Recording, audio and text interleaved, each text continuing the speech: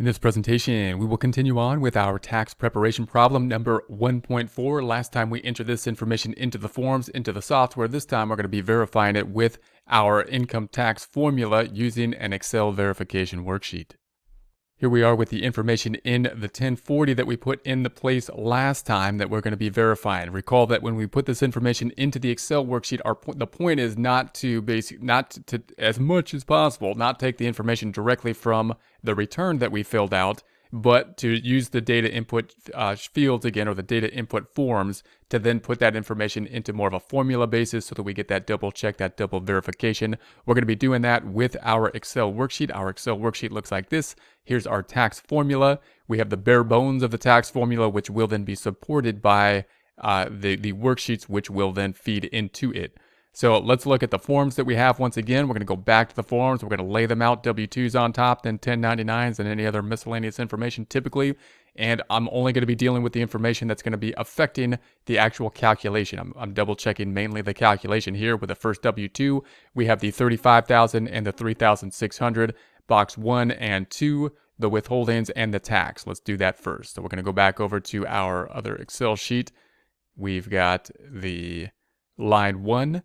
So I'm going to go to line 1, and I have W2. I have number 1. I'm just going to call it 2 and 3. And you may even designate in some way the husband and the wife in some way, right? You can put this. And so then we're going to say that we had 3 W2s, and I'm going to go back over here and say we in the box 1 lines, we had 35,000 for the first one. So I'm going to say, all right, 35,000,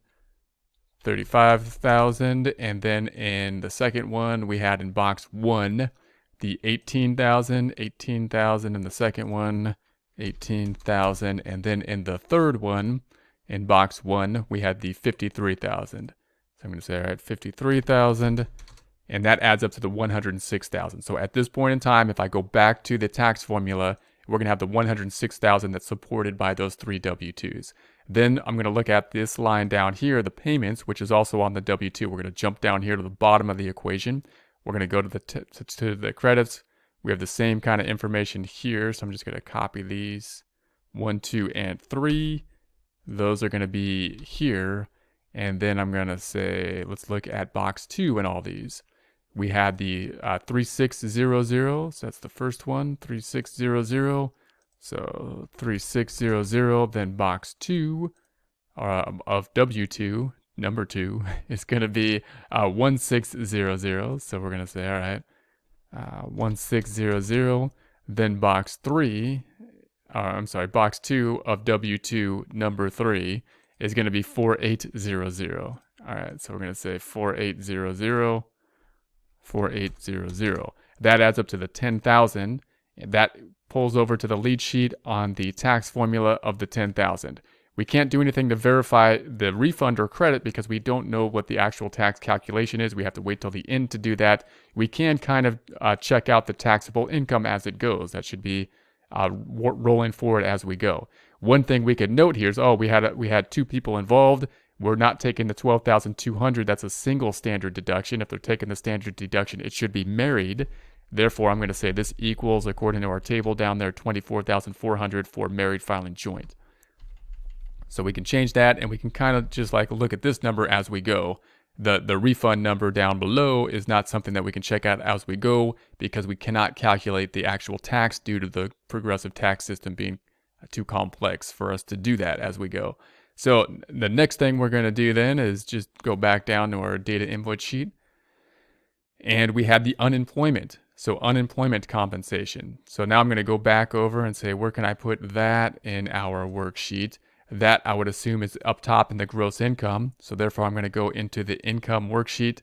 We have interest income, dividend income, retirement, unemployment. So unemployment, I'm going to say that we had 800 in there. So 800 unemployment, that should feed in. So if I go back to the first page of the formula, it's going to add up now to the 106,800. So there's the 106,800. We also had withholding on it.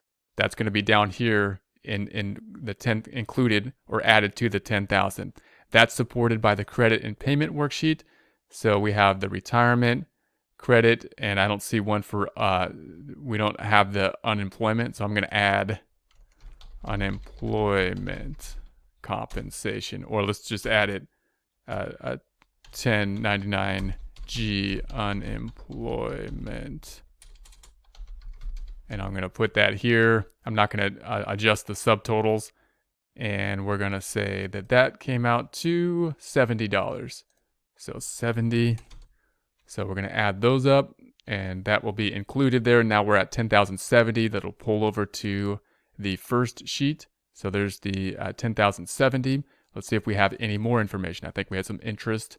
So if we scroll back down, we're going to say, all right, we had two interests, 30 and 90.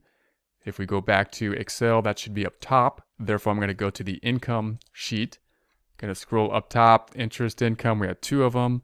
So we had bank 1 and bank 2. And the amounts that we're going to pull over are going to be for 30 and 90. So I'm going to say 30, 90. And so notice it's getting a bit more complex. Total W-2, 106. Interest income, 120. Then we had the 800 for the unemployment, adding to 106,920, pulling over to the first page of the tax formula, 106,920. So now we can go back and kind of double check this. So we got gross income, nothing above the line deduction or Schedule 1 deduction, 24,400 for the standard deduction. I would expect then the taxable income based on our calculation to be 82,520. Let's verify that on the tax return. If we scroll down, we're going to go down to the bottom line, 82,520. If that ties out, you could just push forward from there and say, okay, that looks good. If you want to know the more detail, or if it doesn't tie out, then you look at the major line items. So you would then say, all right, well, if it doesn't tie out, does my adjusted gross income tie out? And go back over here and you would verify adjusted gross income is here. That looks good. That would tie out, right? You could tie out the standard deduction, 24,000 to the 24,000. You can tie out the income line, 106,920 to the income line here, 106,920. The one most likely not to tie out being the gross income, 106,920. If that does not tie out to the gross income, you'd go into the detail here. And then you can say, all right, there's the 106 related to the W-2 wages. Does that tie out? Yeah, it does. And then we can go back over and say, well, there's 120 for the interest income, and there's the 120 for the interest income. There's the unemployment here, and there's the unemployment there. So you can go back and check that in, depending on the level of detail. We're dependent on the return now to take that 82,520 and calculate the tax on it, which it does on page 2, it being 9,873. We're just going to manually input into our form. Here, back to the formula, we're going to say it was 9,873. So we're going to say 9,783. And then we can see that the amount of payments we had from the W-2s are 10,070. Now this line actually makes sense. And we could say, all right, I think the bottom line number should be 287. And that would be the tax refund. If we go back over, we can say, all right, the bottom line number is 197. And then I'd go in there and, well, I miskeyed something, right? What did I miskey? Is it the withholdings that are off? I hope not. Let's check it out. No, that's the 10,000. Did I just input the tax wrong? 9783. So if I go back over 9783, yeah, it's 9873. 9873. If you have two screens, this is a lot easier. 9873, because then you can see them on one screen. So now we're at the refund of 197.